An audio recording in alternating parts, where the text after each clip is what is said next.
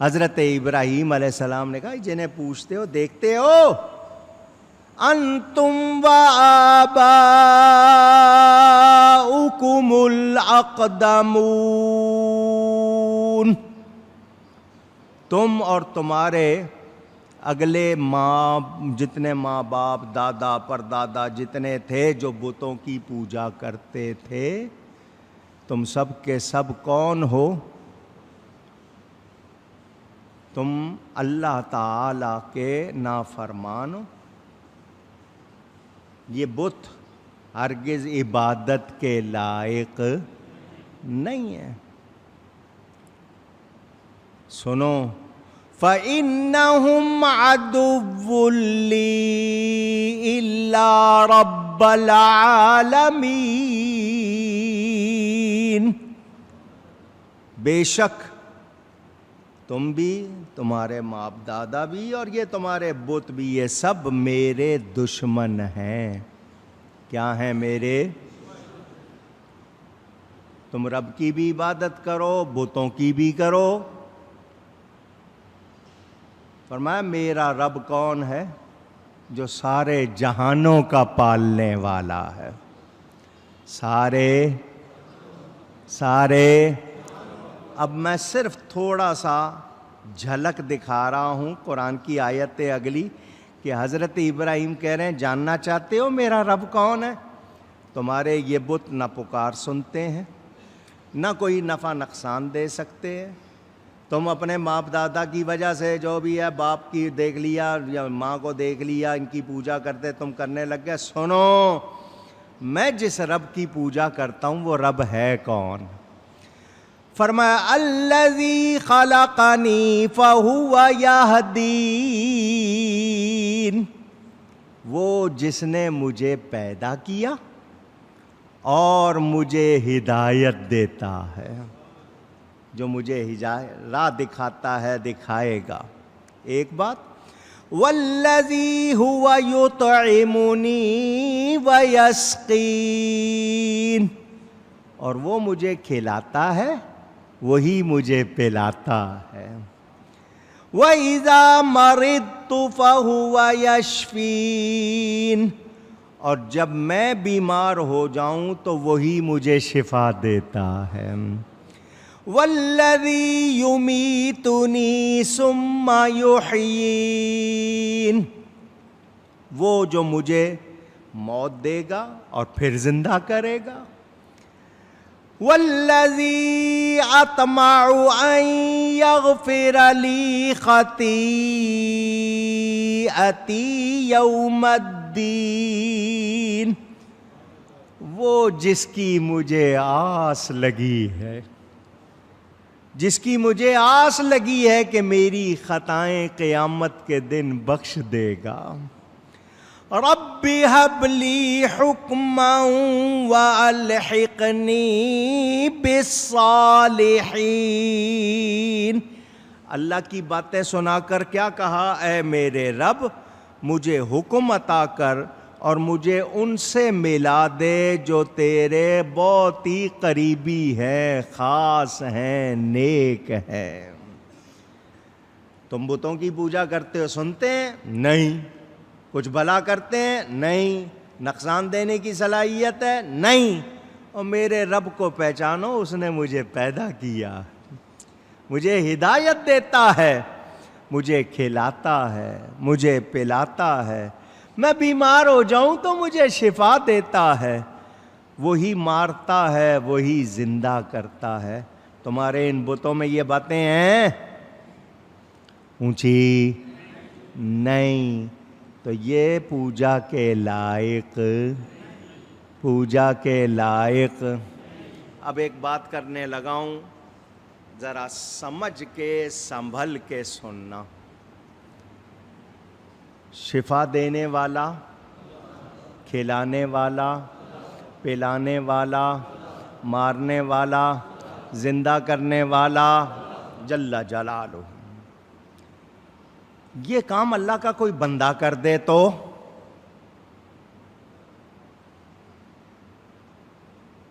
پوچھ رہا ہوں، ولی کے پاس گئے،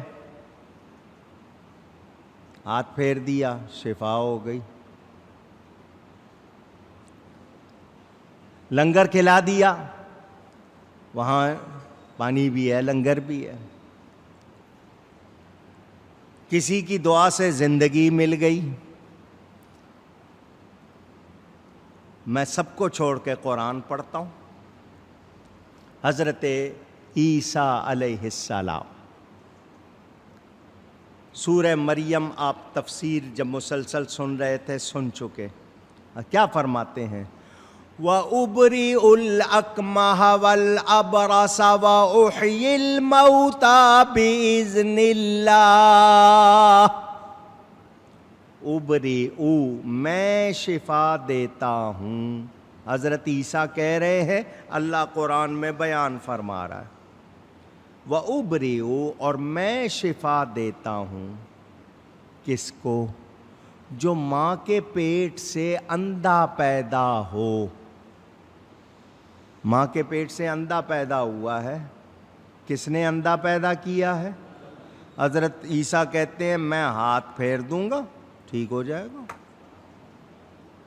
والابرص، یہ سفید داغ پڑ جاتے ہیں، برس، پھل بیری، پیچز، کوڑ ہو جاتی ہے، لیپریسی، میں ہاتھ پھیر دوں گا، ٹھیک ہو جائے گا۔ وَأُحْيِي الْمَوْتَى، مر گیا ہے میں زندہ کر دوں گا۔ قرآن کیا کہہ رہا ہے؟ حضرت ابراہیم اللہ کا تعارف کرا رہے ہیں، میرا رب وہ ہے جو پیدا کرتا ہے، ہدایت دیتا ہے، کھلاتا ہے، پلاتا ہے، شفا دیتا ہے، موت دیتا ہے، زندگی دیتا ہے۔ حضرت عیسیٰ کے یہ کمالات بھی اسی قرآن میں بیان ہوئے، مگر فرق سمجھنا ہے۔ اللہ تعالیٰ کا بندہ اللہ کی عطا سے بہت کچھ کر سکتا ہے، مگر فرق سمجھنا ہے۔ حضرت عیسیٰ کیا فرما رہے ہیں؟ میں شفا دوں گا مادرزاد اندھے کو، میں شفا دوں گا برس والے کو، میں زندہ کروں گا مردے کو، مگر بِإِذْنِ اللہ، اللہ کے حکم سے، اللہ کے حکم سے، اللہ کی اجازت سے، اللہ کے امر سے، اللہ کی عطا سے۔ بغیر اللہ کی عطا کے کوئی بات نہیں ہے۔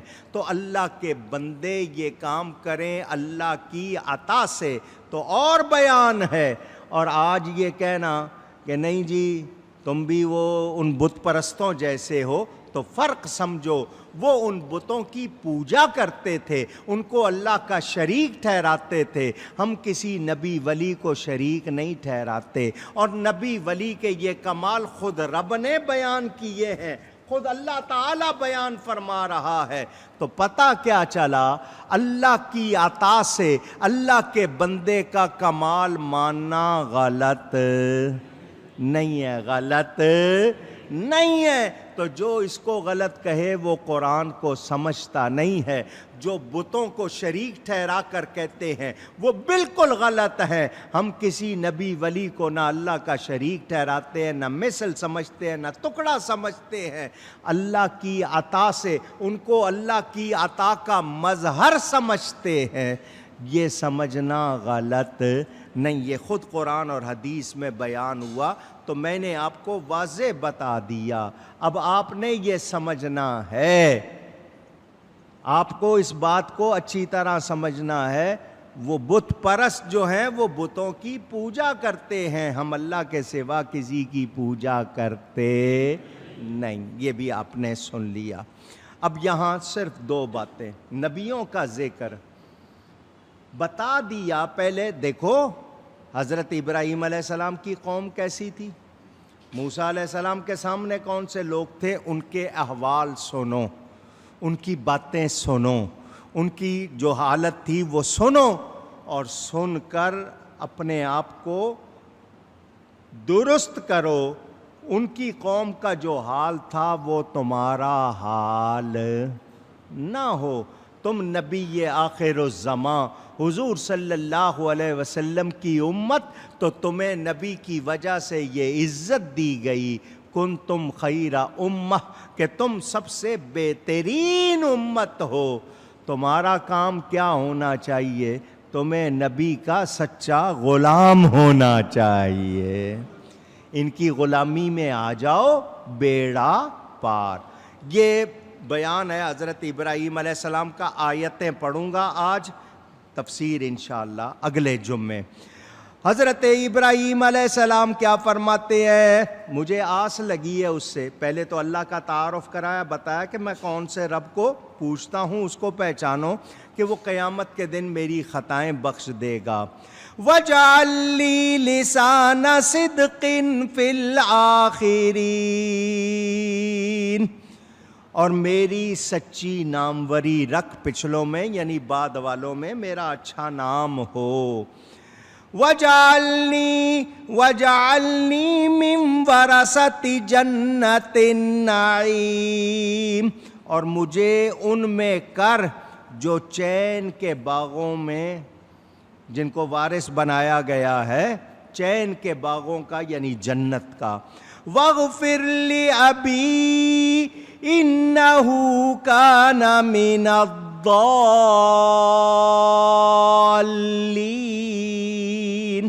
اور میرے باپ کو بخش دے، بے شک وہ گمراہ ہے۔ یہ میں پہلے آپ کو سنا چکا، حضرت ابراہیم نے دعا کی، اللہ نے ان پر ظاہر کر دیا کہ یہ اچھا نہیں ہے، تو انہوں نے اس کے بعد پھر اس کے لیے دعا نہیں کی۔ وَلَا تُخْزِنِي يَوْمَ يُبْعَثُونَ، اور جس دن قیامت کے دن سب اٹھائے جائیں گے، اس دن مجھے رسوا نہ کرنا، شرمسار نہ کرنا۔